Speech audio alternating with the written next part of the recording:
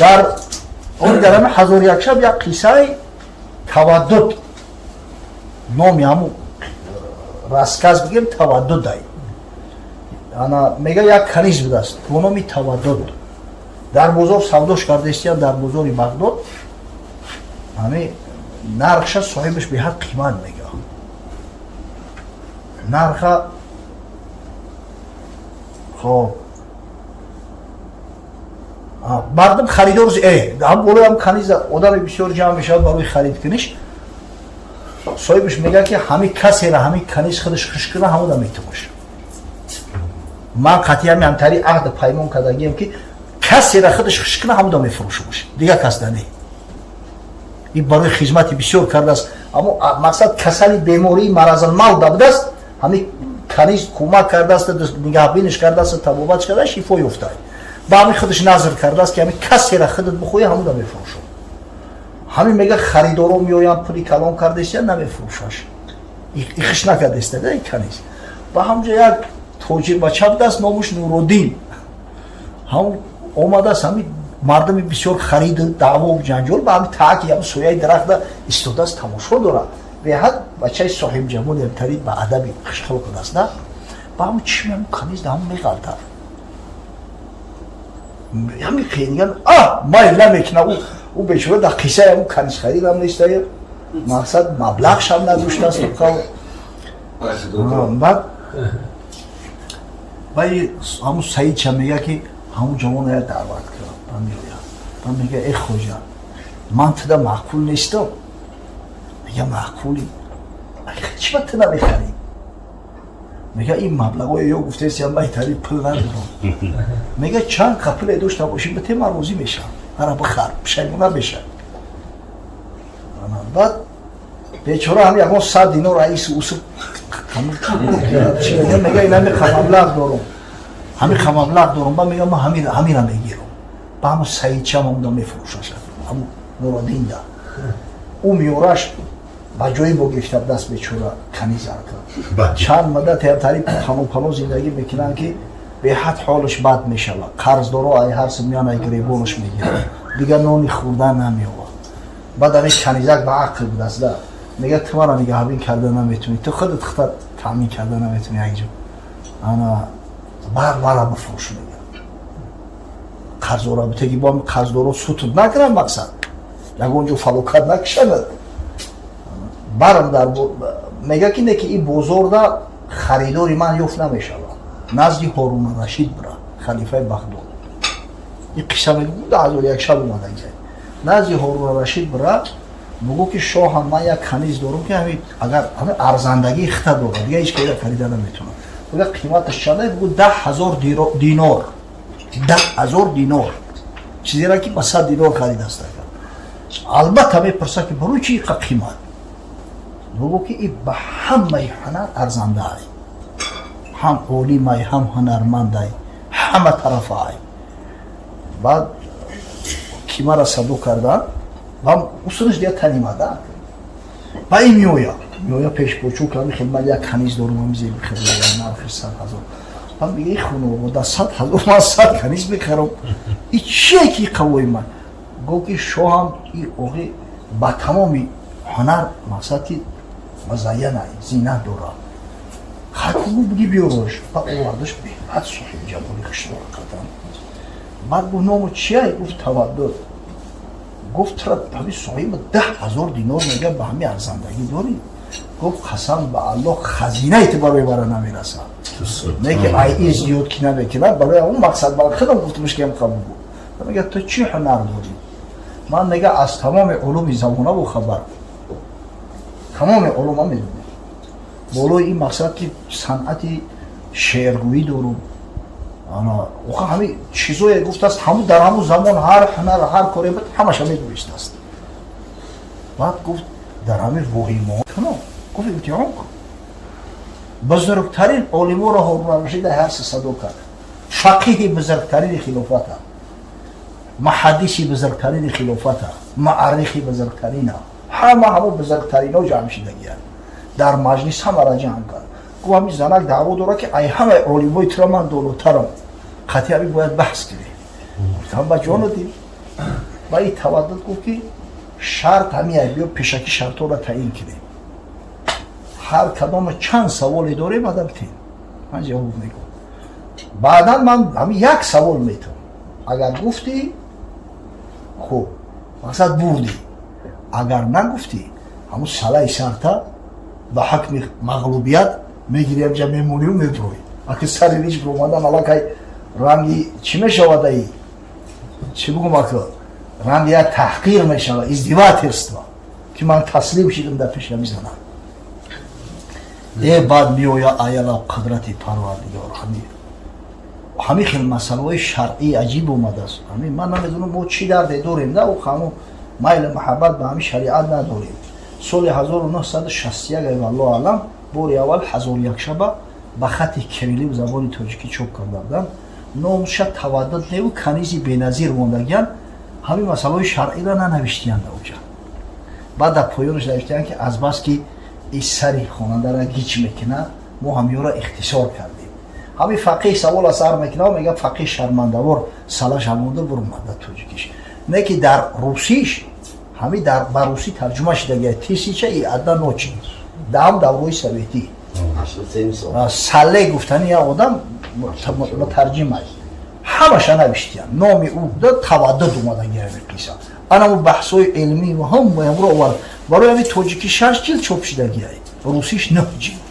این همین اختصار نکردیان ده او همش آوردن همه دیگه آیا الله همه مقصد که همه را مغلوب میکنه دیگه یکون کسی نمیمونه که در مقابلش روز شما آخه این شاعرو را چیستان گوه را بگو که این را اگر نخونی تا به همین زبان خونی این را بیان کردنش مشکل است بعد هارون رشید میگه که واقعا تو به همین خراج مملکت میارزیده ایو دا بهتر بده سبحان الله این تو این قرائه جور گرفتی اون میگه من همیشه کنیز نبودم من یه وقت آزاد بودم من پدر داشتم مثلا که پدرم تعلیم داده با مرور زمان خیلی تری کاری من تقدیر شد مثلا خیلی اسیر غلطی دید در این ملک کشور بعد بود که یک کنیز من خدا قسم هیچ وقت خیلی خرسند روحت نشیده بودم ایمان چی میخوایی؟ همین چیزی بخوایی میتونم اگه صاحب شد 10,002 دست داخل 10,000 دینار گفت میخوام که هم صاحب بونده بر بگردونیم اولا افشوک شده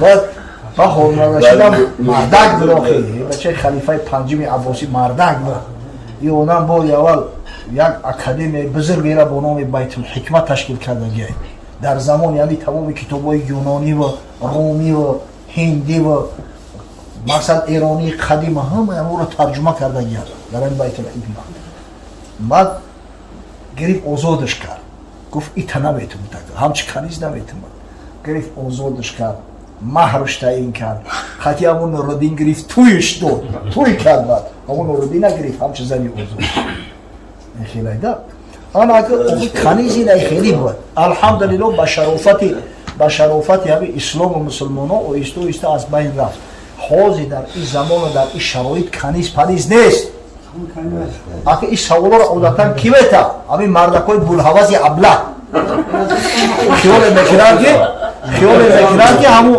پریسلوگا و اون همون زنکایی که مقصد خدمت میکنن که در خونه همون کنیز او کنیز نیست او آزاده او خدمت میکنن که اون مقصد محنت میکنن پولی خیلی چه میگیره دیگه در دنیای تری گپا نیست غلام کنیز دوری بود این چیزا از بین رفتگی وجود نداره تا سال هست چند رفتگی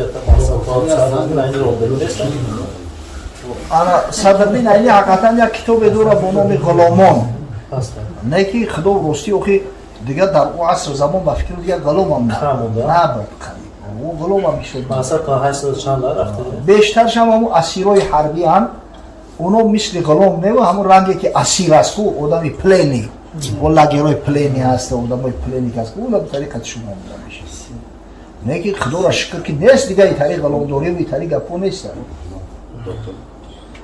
نظر با خوشنام مثلا که همین باز اول رفتگیر در دولت نیست گفتم کو هم یا آدم بعد هم یا تشخیص داری گفته که ҳазор раҳмат ака, хеле роҳат кардем. Не ки ахираш нагуфт ки ҳамун лайли бардак буд гузанад. Шо ҳамкарӣ кардест. дар ҳамун давраи советӣ вақта таърихи башарията ба ҳамин ҷомеаҳо тақсим мекардан, ба замонҳо тақсим мекардан. Масалан, махсус ҳамин чизи ғуломдорӣ буд, асрҳои ғуломдорӣ ба ҳамин ном ёд мешид. яъне беҳад кӯҳна аз ҳамин вақтое ки аз замоне ки мақсад мардум қавму қабила шидану ҷудо шидану забонҳои мухталиф шид, дар хокҳои мухталиф зиндагӣ шида, бигем ҳамин баъди тӯфони нӯҳ алайҳи салом аллакай дигар ба сабабе ки ба ҳамдигар ҷанг мекарданд, ғолиб тарафи мағлуба асир мегирифт, ана мақсад ки ҳуқуқҳошуна мебриданд, беҳуқуқ мешиданд, ҳамин хел ҳамин ғуломдорӣ пайдо шид. гӯё аз замонои баъди нӯҳ алайҳи салом, баъди тӯфони нӯҳ алайҳи салом ҳамин воқеа шидагӣ. ҳамин хел оҳиста оҳиста ғуломо зиёд шиданд, бозорҳои махсуси ғуломдорӣ буд. ана мақсад оли ҳамин империяҳои калонтарин дар таърихи инсоният ҳастанд, ҳамаш ҳамо дар ҳамо форматсияи ғуломдорӣ зиндагӣ мекарданд. фарқ надора ӯ мақсад империяи ҳахоманишиҳо ай, империяи куруши кабир, ё империяи масалан румиҳо аст, ё александри македонский ай, мақсад ҳамин ғуломдориро дастгирӣ мекарданд, ҳамин форматсияро бозорҳои махсуси ғуломфурӯшӣ буд. яъне ки вақте ки ислом омад, аллакай ин кор беҳад роиҷ буд. ҳамдасти ҳамин касое ки гумон мекунанд ки ҳамин коммунизму ғулом ҳамё ба сабаби дин пайдо шудааст, ино аз таърихи башарият зарраи бу бурдагӣ нестанд. баръакс агар бибини таърихи ислома, ислом сабаби аз байн рафтани ҳамин системаи ғуломдорӣ шид. яке аз сабабҳои барҳамрафиш ҳамин ислом ай.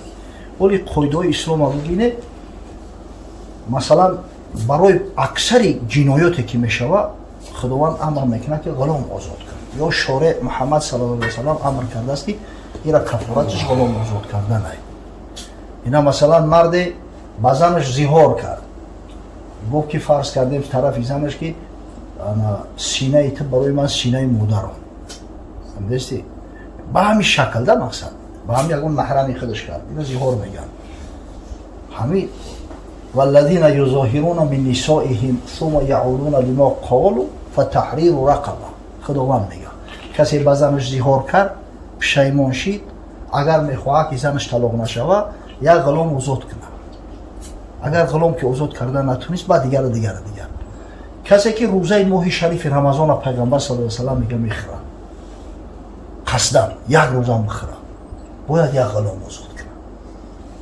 ие ки дар байни мо роиҷ аст ки мақсад ки 2 моҳ пай дар пай рӯза мегира, агар ба шарте ки касал бошад натуна 60 мискина таом мета, ин барои касое ҳастанд ки ғулом надоштанд, камбағал буданд.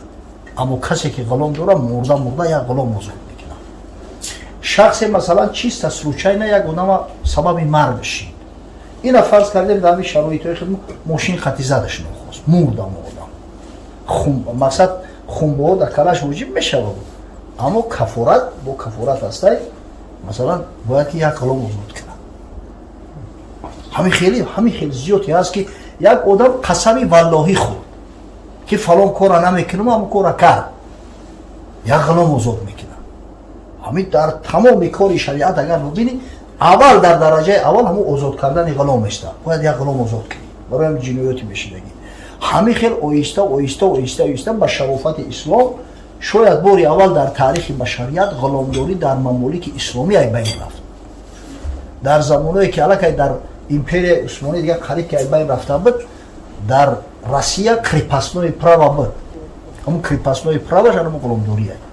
ё дар Америка ғуломдорӣ буд, бекор нашида буд, ҳамун югу шабаш ҳамун плантатсияҳо шуда, фақат ғулом мақсад кор мекарда, ғуломоро мерафтан ай Африка мехарида. мақсад аз ин суханҳо чи ай? яъне ҳамин ғуломдорӣ ва каниздорӣ ва ҳамин чиз дар ҷомеаи башарӣ буд, як чизи самасабои разумею шиша. ира масалан мусулмонон матраҳ накардиянд. хуб ака ғулом каниз чӣ касо ай? касое ки аслан ягон ҳуқуқ надоранд дар ҳаёт, дар зиндагӣ. ҳамдасти инора мисли ҳамин ҳайвона мера ай бозор мехари, гова мерафтан ай бозор мехариданд, хобе ғулом боша, хобе каниз.